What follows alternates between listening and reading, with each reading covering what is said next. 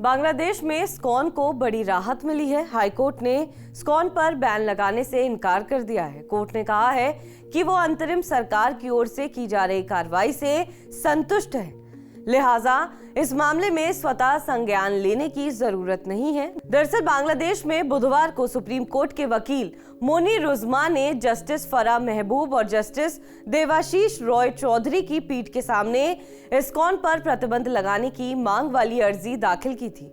उन्होंने चटगांव और रंगपुर में आपातकाल घोषित करने की भी अपील की थी। सुनवाई की शुरुआत में अटॉर्नी जनरल की ओर से डिप्टी अटॉर्नी जनरल असदुद्दीन ने सरकार की ओर से उठाए गए कदमों की जानकारी अदालत को दी। उन्होंने कोर्ट से कहा कि इस घटना पर सरकार का रुख सख्त है। इसे लेकर अब तक 3 मामले सामने आए हैं। एक में 13 लोग, एक में 14 लोग और दूसरे में 49 लोगों को आरोपी बनाया गया है।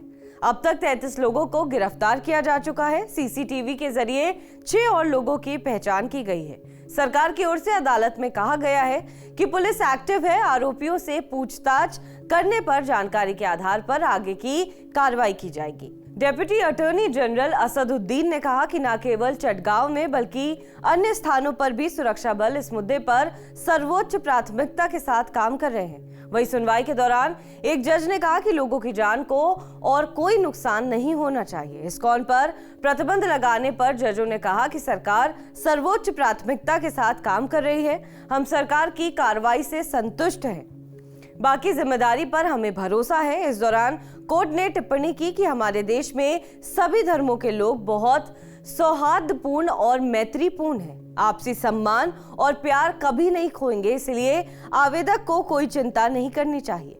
हालांकि फौरी तौर पर इस्कॉन को बांग्लादेश में राहत मिल गई है, लेकिन अब भी उस पर संकट बरकरार है। दरअसल कट्टरपंथी जमात इस्लामी बांग्लादेश के कार्यकर्ता लगातार इस्कॉन के खिलाफ कार्रवाई के लिए यूनुस सरकार पर दबाव बना रहे हैं। वहीं अदालत में सुनवाई के दौरान अटॉर्नी जनरल ने इस्कॉन को कट्टरपंथी संगठन बताया था। ऐसे में भले ही हाईकोर्ट ने इस्कॉन पर बैन लगाने से इनकार कर दिया हो, लेकिन यूनुस सरकार द्वारा इस्कॉन के खिलाफ कार्रवाई का खतरा लगातार बना हुआ है। लिहाजा इस्कॉन ने 3 उपायों का इस्तेमाल कर बांग्लादेश में अपने खिलाफ चलाए जा रहे प्रोपेगेंडा को नाकाम करने की लड़ाई लड़ सकता है। पहला, बांग्लादेश में चल रही कानूनी और प्रशासनिक कार्रवाई पर पूरी ताकत से लड़ाई लड़े। दूसरा, इस्कॉन एक अंतर्राष्ट्रीय मंच है, लिहाजा वैश्विक मंच पर इसे धार्मिक स्वतंत्रता के हनन के तौर पर उठाया जाए। तीसरा, आईसीसी में बांग्लादेश सरकार के खिलाफ मुकदमा चलाया जाए। बहरहाल इस खबर पर आपका क्या कुछ कहना है, हमें कमेंट करके जरूर बताएं।